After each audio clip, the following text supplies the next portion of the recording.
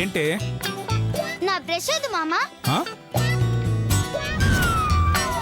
ఎదురుగా బ్రష్ పెట్టుకొని బ్రష్ ఏదంటావేంటే? అది శ్వేత బ్రష్. నేను అడిగింది నా బ్రష్.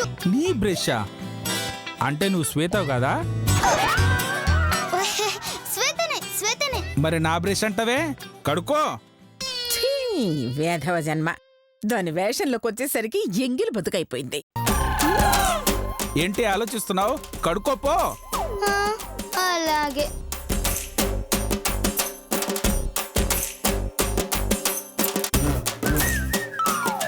అదేంటి బ్రష్ ఉంచుకొని వేలుతో కడుకుంటున్నావు? అరిగిపోతాయని. ఏంటి పండ్లా? కాదు, బ్రష్. సర్లే, టైం అవుతుంది, త్వరగా స్నానం చేసిరా పో. అలాగే. ఏ ఆగు. ఆగవే. మళ్ళీ ఏమైంది? రుద్దుకుంటే సబ్బు అరిగిపోతుందని స్నానం కూడా చెయ్యవు. నేను చేయిస్తా పదా. నువ్వు వచ్చి చేయిస్తావా? చిచ్చి, బుద్ధి లేదురా, సిగ్గులేని విధవా. అవ్వో. ఎవరికైనా తెలిస్తే నవ్విపోతారు. ఈ మాట నువ్వన్నావు కాబట్టి సరిపోయింది. అదే వేరే వాడనుంటేనా నరికి పోగలు పెట్టుండేదాన్ని. ఏమైంది దీనికి? అంత వింతగా ప్రవర్తిస్తుంది. ఏమై ఉంటదబ్బా? నేను లోపల స్నానం చేస్తుంటే తలుపు దగ్గర ఏం చేస్తున్నావురా? అది నువ్వింత వెదవి కాబట్టే నీ పెళ్ళప్ప ఆరిపోయిందిరా. ఇంకా ఇక్కడే నిలబడి చూస్తావేంట్రా? బయటికి చావు. అలాగే అత్తయ్య గారు. అయ్యో, రాను నేను కూడా మారిపోతున్నాను. కర్మ. వామ్మో.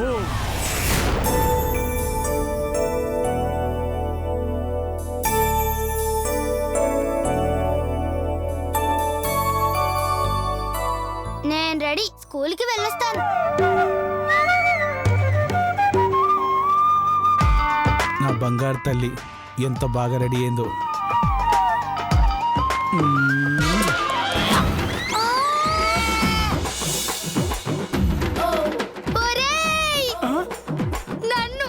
నన్ను ముద్దు పెట్టుకున్నావా? అవును. ఓరి భగవంతుడా, ఎంతకి తగ్గించావురా పెదవా? ఇప్పుడు తప్పేముందే? చెయ్యాల్సిన విధవ పని అంతా చేసి ఇప్పుడు తప్పేంటి అని అడుగుతున్నావా? నువ్వు బాగుపడవురా, నాశనం అయిపోతావు, మట్టి కొట్టుకొని పోతావు. అయ్యో దేవుడా, ఏంటయ్యా ఈ దారుణం? అల్లుడు అని నమ్మొస్తే ఇంత నీచానికి ఒడిగడతావా? నిన్ను వదలనురా, నిన్ను వదలను. ఒరే, నువ్వు అయిపోయావురా, నా చేతుల్లో. శ్వేత, ఏమైందే నీకు? ముద్దు పెట్టింది మీ మామే. మామంటే తండ్రితో సమానం.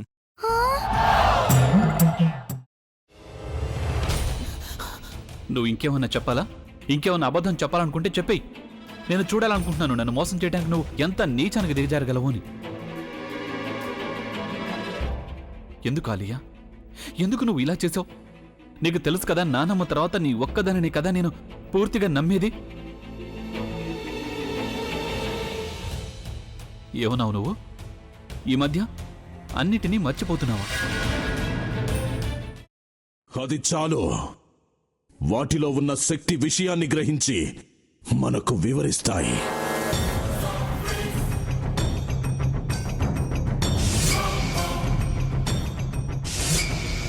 ఎవరు ఆ దండ విప్పొద్దు, గది తలుపులు తెరవద్దు.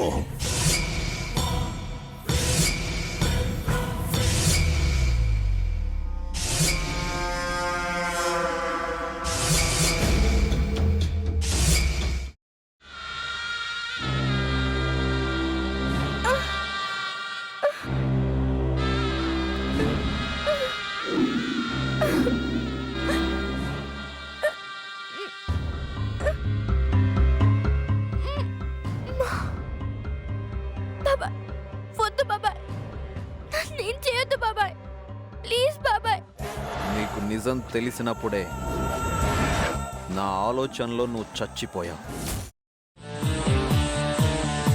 అబ్బా ప్లీజ్ కొంచెం తినండి ప్లీజ్. భీమారావు గారు మీరా? ఇగో మీరా కాదు సక్కుబాయ్. అవును, మీ పనామే లేచిపోయిందని చెప్పి కంప్లైంట్ ఇచ్చినావు కదా. రేయ్, ఆయన కంప్లైంట్ ఇచ్చింది లేచిపోయిందని కాదు, కనిపించడం లేదు అని. అచ్చా, అట్లానా? సరే మేడం. ఇడియట్. ఆ వంట మనిషి పేరేంటన్నారు? రత్తాలు మేడం. ఏం పెద్ద మంచి, నీ వంట మంచిని కూడా మేడం అని పిలుస్తావా? రేయ్ హాఫ్ బ్రెయిన్,